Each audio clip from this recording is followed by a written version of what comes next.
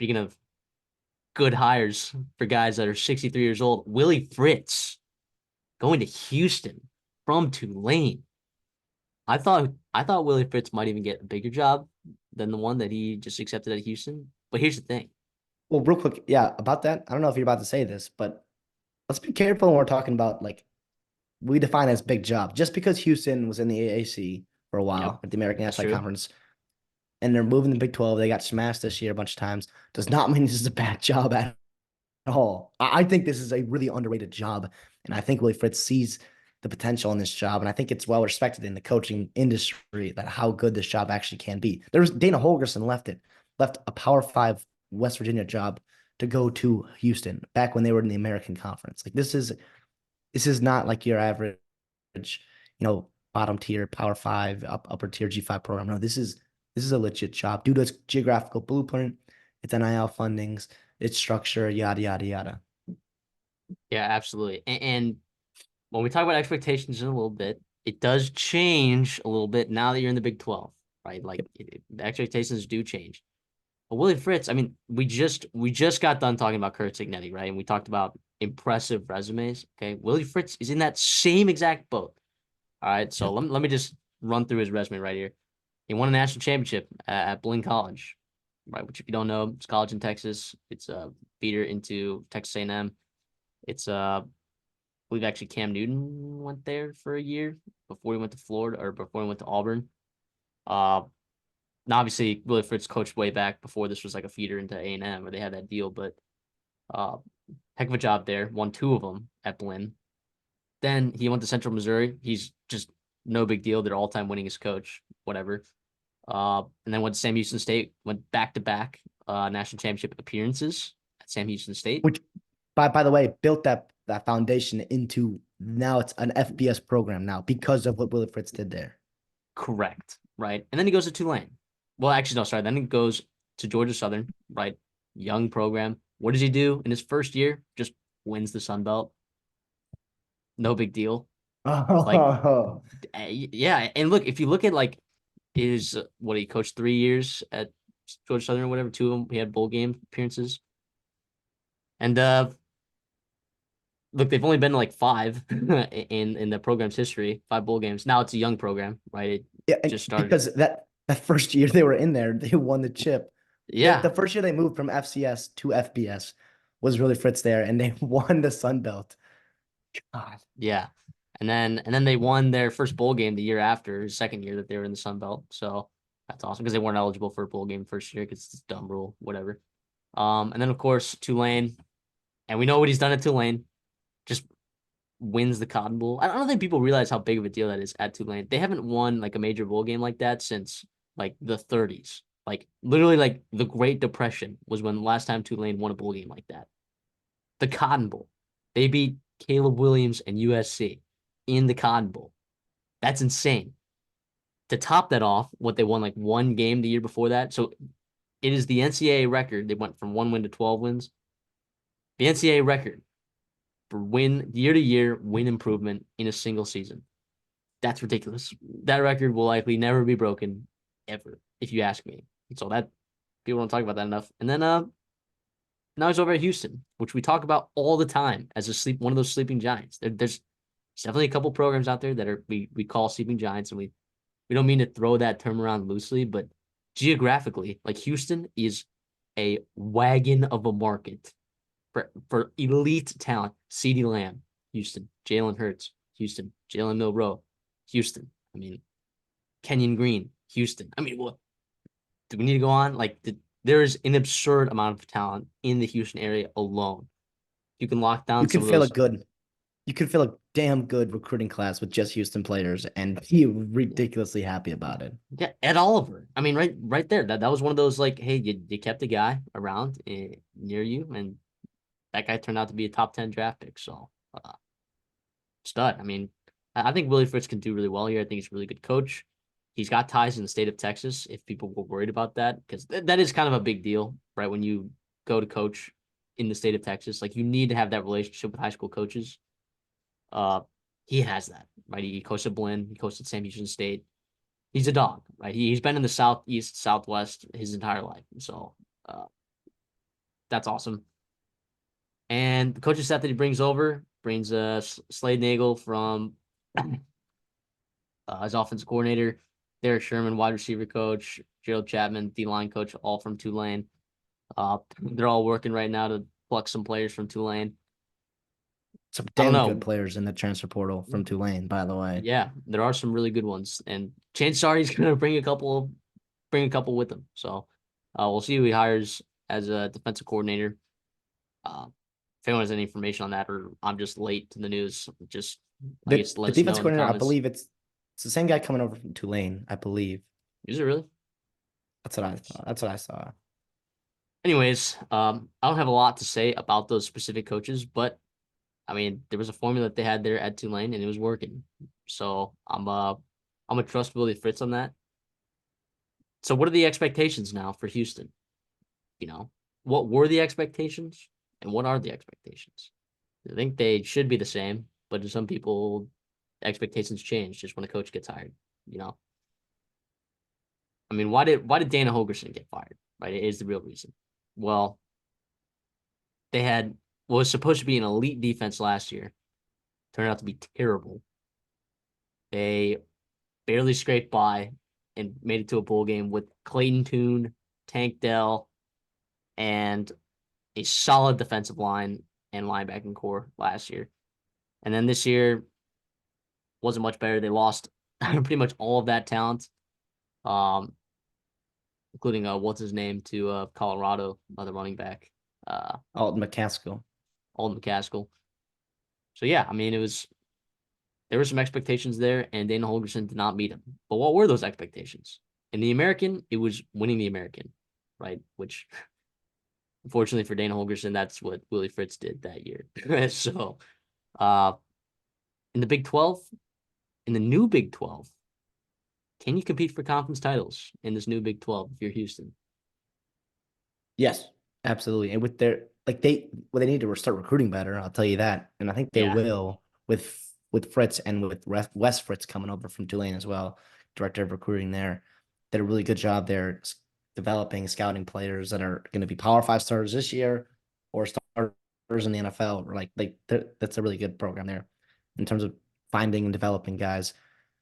But yeah, that Dana Holgerson, I was a little disappointed that they didn't quite capitalize on their momentum, if you call it, like moving to Big 12. I was hoping that they would do a little bit better job. Obviously, it didn't hurt that he had job security issues, so it's hard to recruit with that. So that set him back. Their 2024 class is awful right now. I believe I'm looking, they have 6 commits right now on 24/7. I mean, that's terrible. And it was bad during the summer.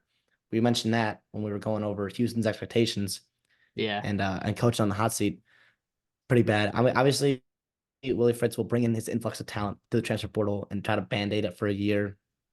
He'll get his guys going for the 2025 class when he can really get in there and get a full year with relationships and building a good recruiting class for sure. Corey Platt Jr., right, from Tulane, the linebacker, just transferred over from Tulane. And you mentioned other guys coming over potentially, which would be a really big boost to them. I agree 100%. So, what are my expectations for Houston in this new Big 12? Now, it's going to be different every year. I think you're going to see some fluctuation, especially at the start. But what this program can get to, they can get to a point where they're consistently winning 8, 9, 10 wins a game or 10 wins a season. Is that the expectation right away? No. Do I expect them to make a bowl game next year? That's also a tough question.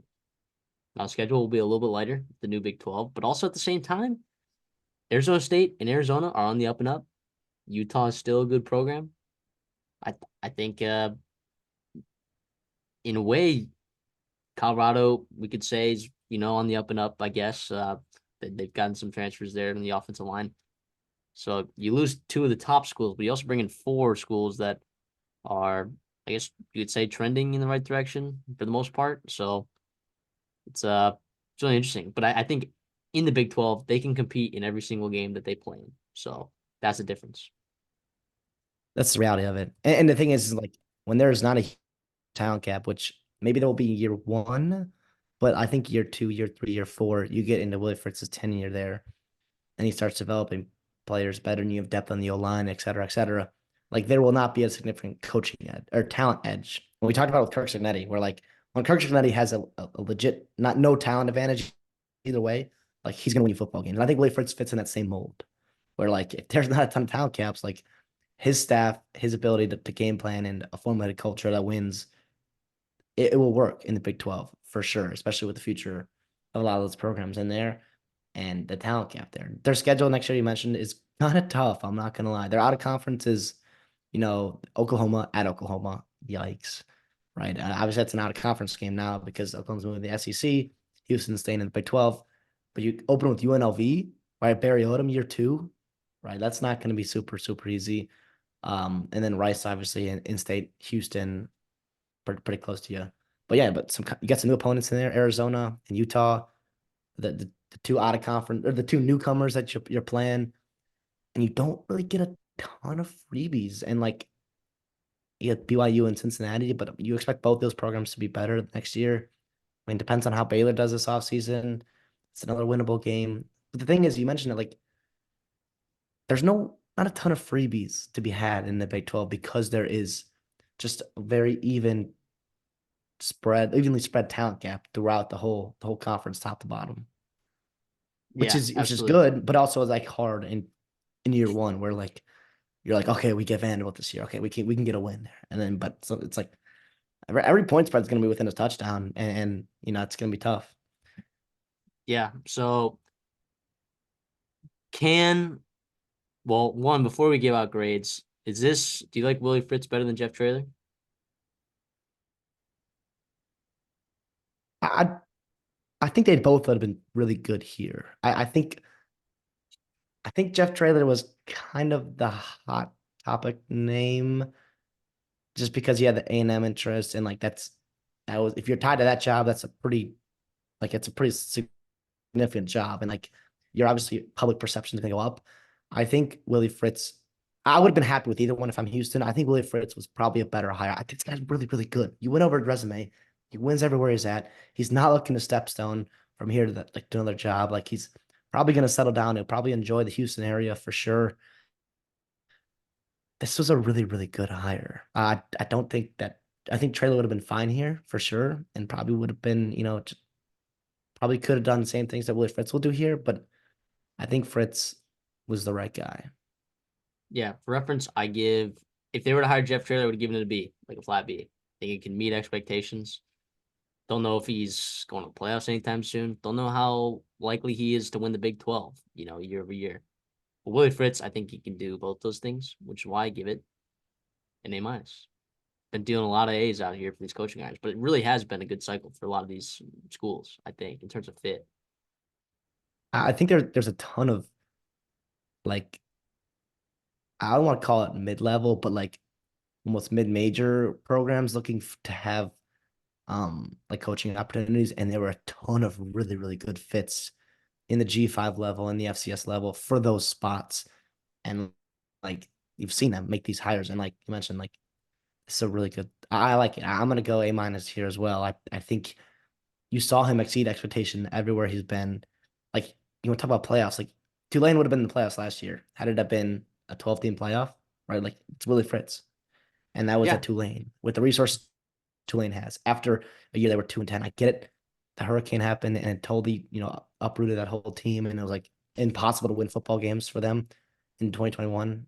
But the fact that he held that team together during it, and then also like had them rebound and win an incredible amount of games, to me is even more important, and to me more impressive to what he did, and speaks to the volume of the kind of culture that he can build here and be able to win at Houston with the talent influx that he's going to have at Houston and the resources he'll have available to him in Oh, a yeah. conference that's super, super winnable. And like for all those teams, and not that's all it goes for all these teams pretty much in the Big 12. But Willie Fritz, if you want to talk about like coaching in the Big 12, like he's definitely upper half tier for sure, if not upper first quarter tier, like up top 25%, which is where you love to be if you're Houston coming into a new Big 12. So To be what honest, I grade do wish you? they did it. I wish they did this hire a year ago, right? Yeah, yeah. I mean, Like yeah. I don't love the call for people's jobs to be had, whatever. But like we talked about Daniel Holgerson being on the hot seat last offseason. And then, I mean, Willie Fritz was a hot name too, right? In this coaching search. I think it But worked out. they got him eventually, which is fine. So what grade did you give this? A minus. A minus. Okay. Nice. Yeah, I agree. 100%. Hey guys, MD here. Just here to invite you to the Redshirt Sophomore College Football Bowl pool. The link to join will be in the description down below. The winner, what do they get? A chance to be a guest on the Redshirt Sophomore podcast, of course. But to qualify for that, you got to make sure that you are subscribed to the channel. So make sure you click that subscribe button down below. When you sign up, all you got to do is just pick a team, right? See here at Miami, Ohio versus App State. This example selected Miami, and they have 12 confidence points on it. You're going to rate these games 1 to 43, and it's going to be a blast. I can't wait to have you guys on. Make sure you guys are subscribed. Thank you.